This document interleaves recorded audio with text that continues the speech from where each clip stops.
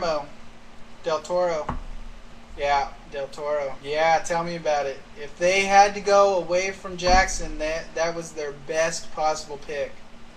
What he did with Payne's Labyrinth and Hellboy 2, highly impressive work. What he can do with the creatures, The Hobbit ought to be amazing. No doubt about it. The Hobbit ought to be amazing.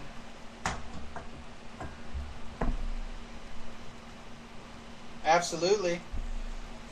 Let's, well, that's going to be interesting to watch him.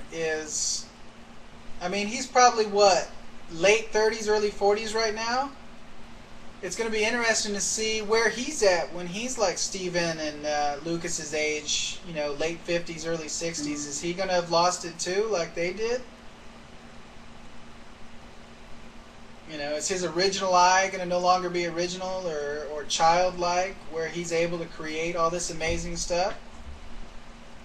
And then by then somebody else has taken over where he left off?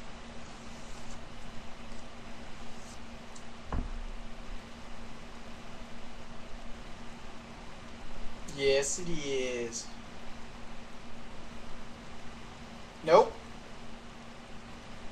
Far from it. I think I didn't enjoy a lot of his later stuff. Like Eyes Wide Shut, I wasn't overly impressed with that at all.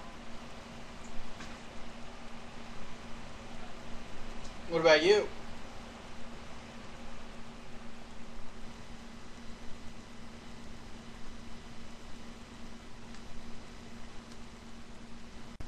Really? You found it fascinating still? What was the movie that he did prior to Eyes Wide Shut? Oh, no, nowhere near. Or like, what was it, 2001?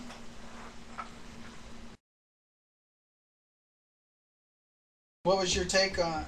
Oh, shit. Was Full Metal Jacket? Now, Full Metal Jacket was amazing. I don't disagree with that at all. But and I love The Shining, but he definitely, yeah, you're right. But he definitely went a little different from the book. Yeah, I guess it was the last one. Eyes Wide Shut to me wasn't all that great, but yeah, Full Metal Jacket was, damn, I can't believe he put that much time. When you stop and think about it, he put that much time between Full Metal Jacket and Eyes Wide Shut, which then creates an interesting situation when you go back and you think about Cameron, who hasn't put a movie out since '97, and now he's going to try to come out with a new movie after like 13 years. How is that going to compare?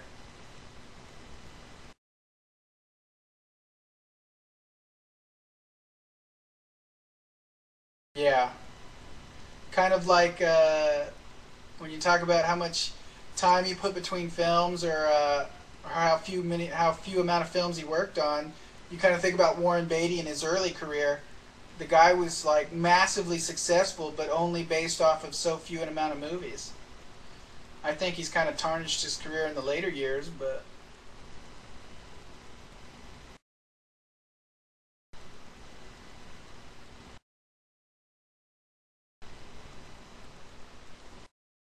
Warren Beatty,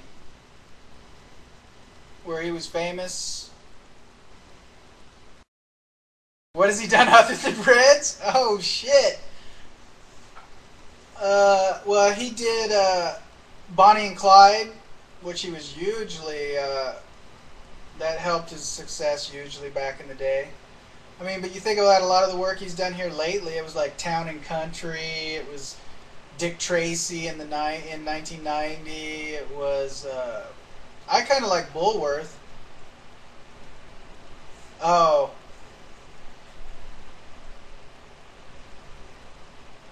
yeah, I liked Bulworth. I didn't like Bugsy all that much, and I know a ton of people that didn't like Bugsy because that movie didn't make any money at the box office. I didn't like Dick Tracy. I think after what Batman did in '89 and how it, at least at the time, tried to mature comic book movies, then they kind of go backwards with Dick Tracy. Yeah. That was a huge mess.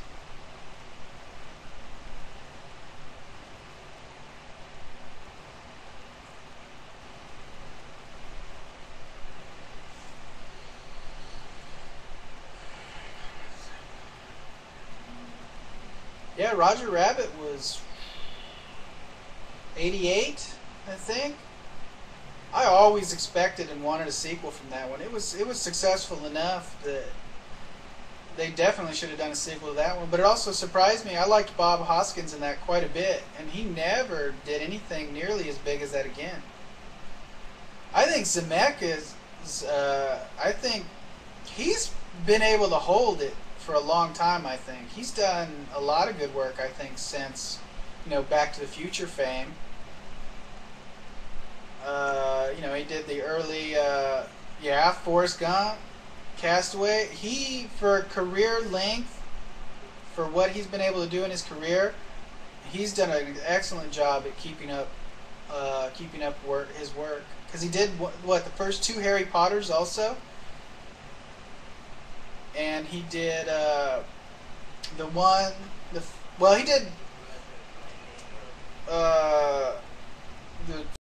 the one with Tom Hanks on the train, the Christmas holiday one.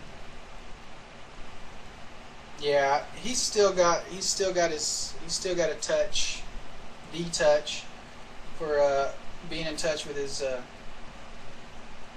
child imagination, I think.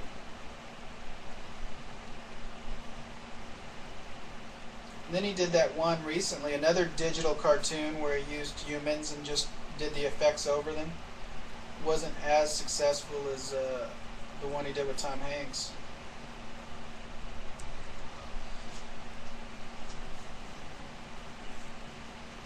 And how about fucking Tom Cruise, man? He was on top for like a decade, and then he came out and did all that Scientology stuff, and then fucking hurt his career. Mission Impossible 3 made less money than it should have, and hell, you could probably say War of the Worlds made less money than it probably should have. And then you got Lions to Lambs bombs terribly,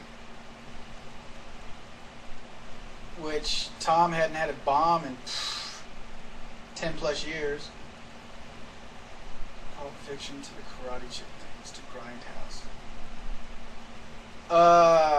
Tarantino, I absolutely love Reservoir Dogs.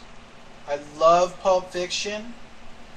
I didn't initially like Jackie Brown at first, but as time's gone on, I enjoy that one more and more.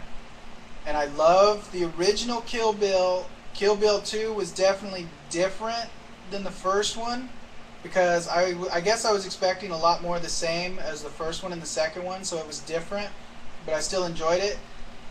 And I like Grindhouse, and I was actually hoping that it would be successful enough we'd get more of those, but no such luck, man. It turned into a huge bomb for both him and Rodriguez, because they were both on, coming off of solid films, and then Grindhouse comes out and just to nothing.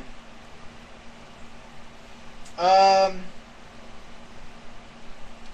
like the story and the characters. I'm into a lot of those, Asian martial arts films, so he hooked me in with that. I think that why am I drawing a blank on her name? But Uma Thurman, I think she did an amazing job with her character, and just something about the feel, the color in the film, the music in the film. I just think he did, he was able to put it all together really well. Carradine was fun, and it was really good to see Carradine come back strong, because I don't know, I think he's really good, and he should have a bigger career now than he does, based off of his early work. But wow, the funny thing is a lot of people have wanted to work with Tarantino since he helped turn around John Travolta's career, because everyone felt, oh well, he's going to turn around people's careers.